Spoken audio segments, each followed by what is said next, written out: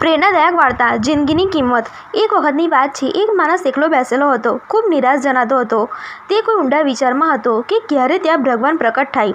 ભગવાનને સામે જોઈને માણસે પૂછ્યું, હે ભગવાન, મને જીવનમાં ઘણી નિષ્ફળતાઓ મળી છે। હવે હું બિલકુલ નિરાશ થઈ ગયો છું। કૃપા કરીને કહો કે મારા આ જીવનની કિંમત શું છે? ભગવાને તેને એક લાલ રંગનો તેજસ્વી અને ચમકદાર પથ્થર આપ્યો અને કહ્યું, જેવું તું પોતાનું મૂલ્ય જાણવા માંગે છે, તેમજ આ પથ્થરની કિંમત જાણવા જા, પણ ધ્યાન રાખજે, આ પથ્થર વેચવાનો નથી।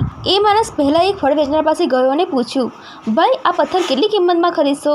ફળવાળાએ પથ્થર જોઈને કહ્યું, મારે તું 10 સંતરા લઈ જા અને મને પથ્થર આપી દે।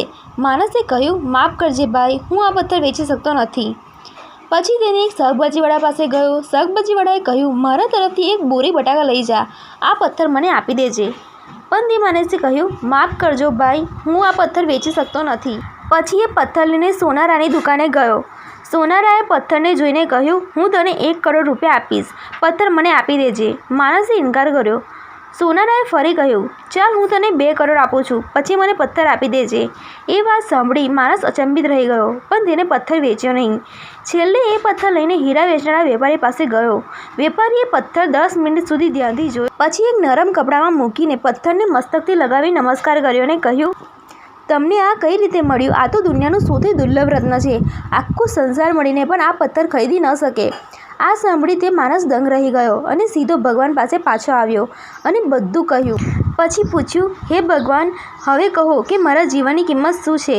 ભગવાને હળમી સ્મિત સાથે કહ્યું, ફળવાળાએ, શાકવાળાએ, સોનારાએ અને હીરાવાળાએ તને તારા મૂલ્ય વિશે જે કહે તું, હે મનુષ્ય, કોઈની નજરમાં તું એક સામાન્ય પથ્થર છે અને કોઈની નજરે તું એક અનમોલ રત્ન છે।